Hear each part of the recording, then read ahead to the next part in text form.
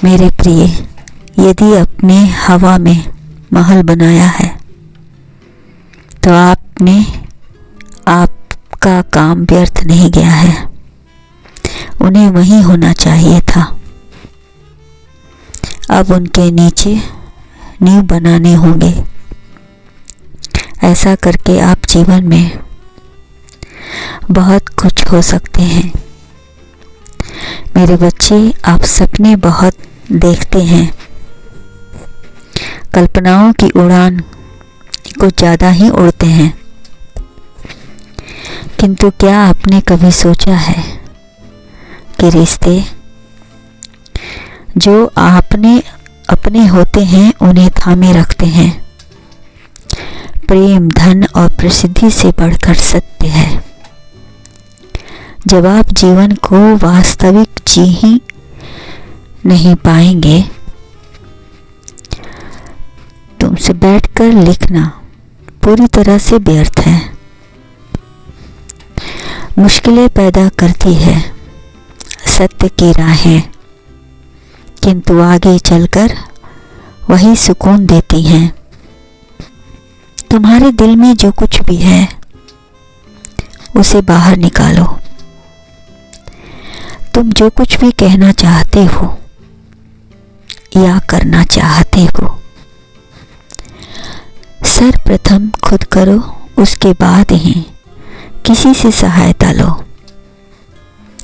जब तुम पूरी तरह से संतुष्ट हो जाओगे, जो कि वह तुम व्यक्ति तुम्हारे लिए और तुम्हारे साथ हर मुश्किल में रहेगा, जीवन में आने वाली बाधाएं और संकटों को वह साथ निभाएगा, तो आप उस पर यकीन कर सकते हैं।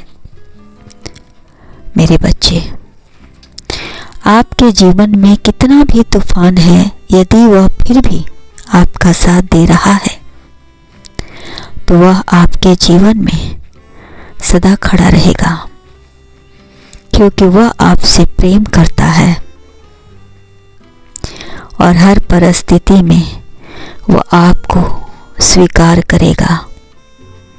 जब लोग मिलकर प्रेम करने वालों की कहानी एक दूसरे को सुनाते हैं तो उन्हें और उन लोगों को सुनने वाले को बड़ा आनंद आता है। और यदि उसमें रुकावट पैदा हो जाए तो बाद में उन्हें कष्ट होता है। प्रेम करना सरल है मेरे बच्चे, किंतु उसे निभाना उतना ही मुश्किल है। यदि तुम उस रिश्ते को निभा लो तो समझो तुम्हारा प्रेम वास्तव में सच्चा है। जिसे खुद ने आपके लिए चुना है वह सचमुच महान व्यक्ति है, जो आपके नस नस से वाकिफ है। आपकी पसंद नापसंद सभी वह जानता है। तभी तो इस रिश्ते के लिए उसने आपको चुना है। मेरे बच्चे, मैं बता दूं कि आप चाहे या ना चाहे, फिर भी आपकी शादी उसी से होगी, क्योंकि आप दोनों के आचार विचार बहुत मिलते हैं। आप जो सोचते हैं वही वो सोचता है। जब प्रेम से भरा हृदय होता है तो यकीन मानिए प्रेमी की गलतियों को प्रेम का सदैव क्षमा करती है और उसे प्रेम करती है। यहाँ तक कि घायल होने पर भी उसे उसी की फिक्र होती है। उसे अपने प्रेमी का दर्द ही महसूस होता है। वह अपना दर्द भूलकर प्रेमी के दर्द को कम करने का प्रयास करता है। प्रेम बड़ा ही विचित्र होता है।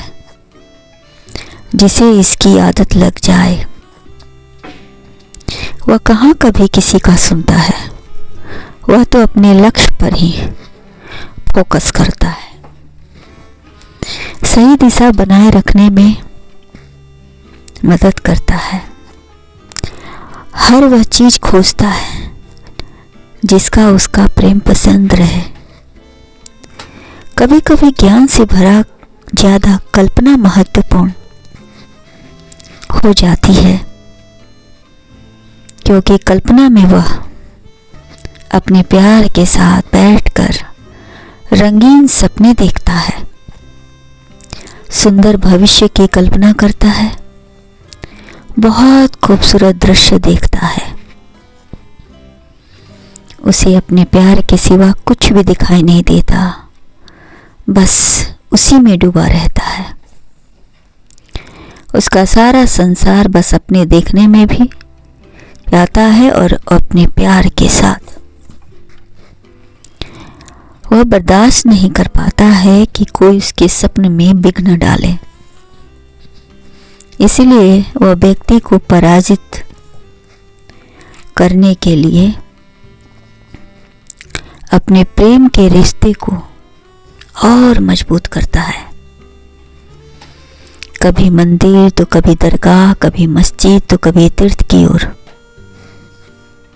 वह बढ़ जाता है। उसे हर हाल में पाना होता है। इन्हीं सभी ईमानदारी को देखकर मेरे बच्चे, तुम्हारा बड़ा भाई तुम्हारा साथ देने के लिए तैयार है,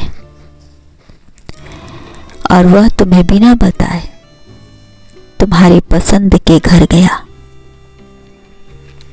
उसकी माता पिता से तुम्हारे लिए शादी की बात की, और यह सब प्रक्रिया इतनी गुप्त रूप से हुआ कि तुम्हें पता भी नहीं चला। तुम्हारी कुंडली मिलान हो चुकी है, तुम दोनों की कुंडली मिल चुकी है। बस अब खुशखबरी का इंतजार है। आज से ठीक 5 दिन बाद तुम्हारी शादी है। तुम फिक्र मत करो, क्योंकि तुम्हारे प्रेम की विजय हुई है। तुम पहचान कर खुशी से झूम उठोगे कि तुम्हारी शादी उसी से होगी जिसे तुम अपने हृदय में बसा कर रखे हो। तुमने सदैव अपने भाई की खुशी की प्राथमिकता दिया है। यही वजह है कि तुम्हारे भाई ने तुम्हारी खुशी की प्राथमिकता तुम्हें दिया है। भाई के द्वारा दिया गया तुम्हारे लिए यह सबसे सुंदर तोहफा है। मेरा आशीर्वाद है, सदा खुश रहो।